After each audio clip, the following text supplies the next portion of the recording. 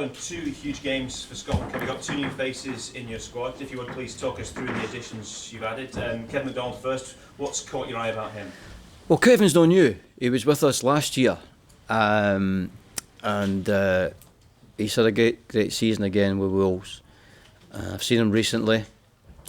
He's getting better and better as he gets older. He's not an old man. But I think he deserves to be here. So I like what he does.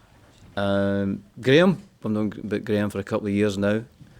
Also, when I go back to Kevin, he's unfortunate because we've been strong in central midfield. As you can tell, with some of the players that know in the squad, we're strong in that central midfield area. And Graeme, we've known about Graeme for a while. But again, we've been strong in the areas that Graeme has been playing. But he's played so well. It'd be great to have a look at him. He can cover many positions as well. That's handy. So it's great. I look forward to working with Graeme. And he's had a successful season, and he's been in winning sides. So that helps when you bring people in who are on a high. And I'm sure that Graeme's on a high at the moment. Jordan Rhodes returns. How confident are you he can score goals within the system that you deploy at Scotland as he does for his club? Well, we don't know the system yet. Generally, we know what's going on, but there's two games that are completely different. So we'll have a look at the system when the games are finished next weekend, because sometimes you can put down a system and players are not available for that system, and then we don't have players to fit that style. Fortunately, over the last couple of years that we have, but it may happen that we don't have the players to fit the system. Some important players are going to only play in that certain position. So we're open-minded about this system at the moment. We have an idea what we want to do with both games, but you have to be on top of it, that you're ready for every eventuality. I think after the last couple of results, there was a little bit of despondency. Perhaps some of that has lifted now. Now the dust has settled. What are your thoughts? Oh, listen, there's got to be disappointment. There's got to be disappointment. We're all disappointed, and there's something wrong. The whole nation got disappointed, which is understandable. We got disappointed, but the good thing about us, we're up for it again. And as I walk into the airport this morning, everybody's up for it. Up last week, people are up for it. So players are up for it. Staff is definitely up for it, and the people in this building are up for it. So we're ready to go again.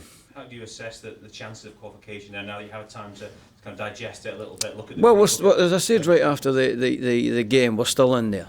We're still in there. What happens elsewhere, we can't really deal with that. We can only do what, it's a cliche, we can only deal with the game that we're involved in. And the first one, the Polish game, is going to be a huge game. And I think even with Germany, us and Germany, most games have been decided with one goal. If you take Gibraltar out of the equation, most games the big games have been decided with one goal. Finally, from myself, in terms of this Poland game, you've been involved in so many huge matches, both as a player and as a manager. Where do you think this will rank in terms of what may or may not be riding on it? I've no idea. Only now, when I'm in my 50s, I look back at my career and go, that was a big game. Enjoyed that game. Delighted to be there. Unfortunate to be there. So you only look back later in life. But it's got to be a great occasion, a fantastic occasion. It's a pressurised occasion. And we like that as football players. Gordon, going into these 2 big qualifiers, do you still see Stephen Fletcher as your first choice? I don't see anybody as a first choice striker. I don't really see anybody as a first choice midfield player. I think sometimes you have to, and I think if you've been with us over the last couple of years, you watch training and you think, well, he looks right up for it, or it's just his moment sometimes. Stephen's been in there for different reasons, and Stephen's played when games were won and he's not scored, because he can bring things to the team that other players can't. But as I said to you, that these games might be a wee bit different. We'll have to score, that's for sure. So we'll look into it. I don't think our system will change too much, and if it was going to change, I don't think I'd be telling the opposing coaches.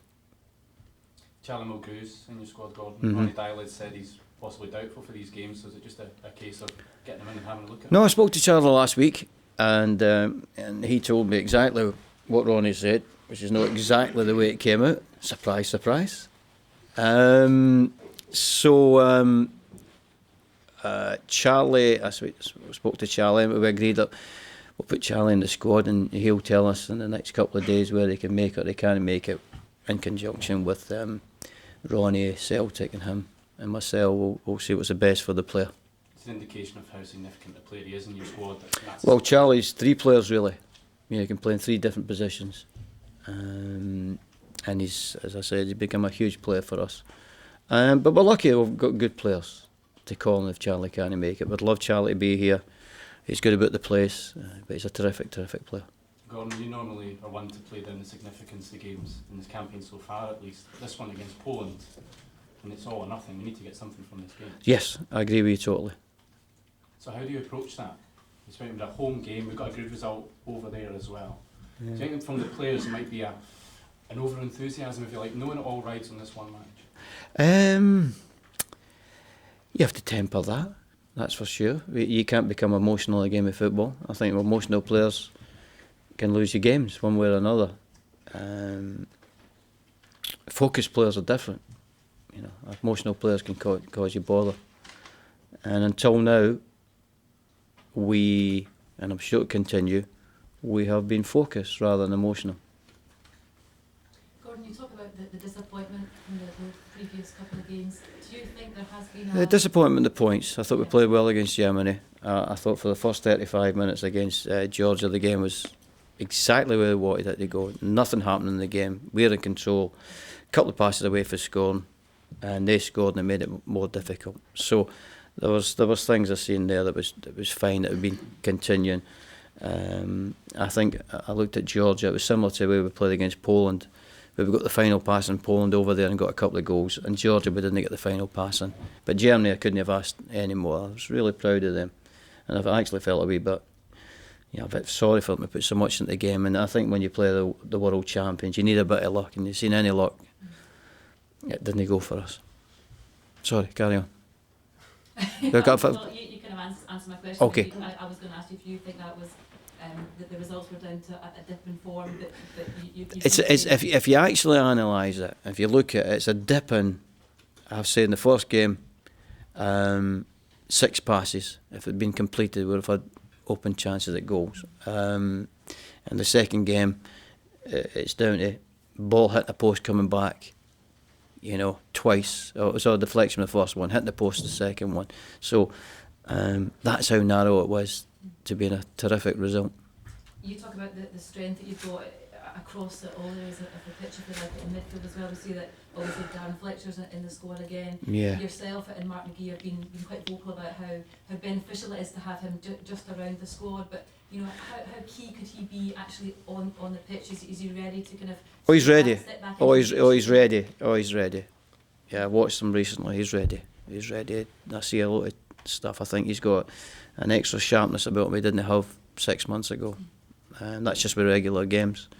He's also ready because Tony trusts him. He's got added responsibility there at West Bromwich Albion, and that's what he's got to get here. We saw you taking in the game last night. The cameras caught you having. Yeah, I had a shave since then. You're having a wee word with Martin O'Neill and Roy Keane. Yeah. Was there a bit of banter flying around? No, I just told him I don't like them. You take it well. Oh, lovely. You told Roy Keane that? You're a brave man. As I was walking out the door. There was nothing. There was just a No, fine. Gordon, I just wonder, these 2 games coming up here, will it have any impact, the results of these games, on your future as Scotland manager?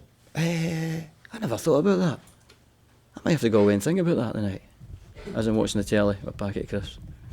No, I never thought about it really. No, I've never really thought about my future wherever I'm in football. I just continue and see where I end up. It's good fun, Scottish FA want you to stay past this campaign. Do you want to stay past this campaign? Well, we'll speak about that once it's at the Whites. The game's far more important about me, that's for sure. The 2 games are far more important. And I never thought about it, to be honest with you. How difficult would it be, though, to not stay on after perhaps coming so close, maybe narrowly missing out, As I see say, a full Hampden against Poland, roaring you home? Very difficult, I would imagine, to step away from that. I love football. I love what I'm doing just now, that's for sure. But as I say, we'll talk about it when we'll finish this campaign, and hopefully it's got another few months to run yet. Have you enjoyed this experience? Can you enjoy it with the stress? This experience just now? Not necessarily. Well, to be fair, apart from Sam, who we're waiting on for ages, I've enjoyed the experience. But the job itself, with the pressure, the expectancy, you're carrying the hopes of a nation. Can you enjoy it? Could you do it again for another campaign? Oh, listen, you enjoy it when you've made people happy, no matter what job you've got. And I think, you've got a national job, then you can go around the cities of Scotland, or even in England with all the Scottish people, and you make them happy. It's fantastic. Money can't buy that. Money can't buy that. Have you missed the day-to-day aspects? A lot of managers say they miss that. No. No. You quite relish that, the fact you've been able to be away from it? Yeah. I deal with it if I was in it, but if you asked me if I missed that, I went, nope. I've got plenty going on in my life. I've got 5 grandchildren that live in a radius of 15 minutes from me, so I've got plenty going on, trust me. Just in terms of the group, there's a question we put to Mark just after the results. Would you rather be in your position now, the fixtures in front of you that you have, or Ireland's? What did he say, Mark? He said, don't ask me, ask God. Yeah, no, we just have to deal with we've got ourselves in this position. We have to deal with where we are, and the Republic have got themselves in their position, and we have to deal with that. And at the moment, I'm really looking forward to these 2 games. The first game, obviously, Poland. I'm looking forward to that, but I look forward to it because we're in the hands of Scottish people, hands of a great group of players that you can trust. How important is it you perhaps ignore the table for these games? Because you look at it and you think, well, 4 points, that's a huge mountain to climb. Then when you dig it a little deeper, you see, well, actually Ireland are playing. Yeah. Well, I know these things, and sometimes you got to hold your hands up if somebody's done better than you. But at this moment, I'm really proud of how they went about their job, the players. And I'm looking forward to meeting up with them again. It's always good fun. And training with them, and then let's get the game on. What do you make of Poland's some big threats in that team and putting into escape 5 goals in 9 minutes, for example? Yeah, that is wonderful. They're a good side. They've improved immensely since we played them in a friendly 2 years ago, and they have a world class player, and the big fella. So we know he's there. But we know we scored 2 goals against them over there with them in the team, and we don't have a world class player, but we have a great bunch of lads who, between them, as you can see, with goals over, we have to work at everything. There's not been many individual flashes where somebody beats 2 people, but it's been worked at everything we've had to work at. So we know then we'll have to work as a group. Gordon, you said that you need to get something from this game. Mm-hmm. Do we need to win it, do you think? I would think so. But you never know. I would think so. I don't work on percentages, but I agree with you. I would think we need to win it. But if we don't, just stranger things have happened.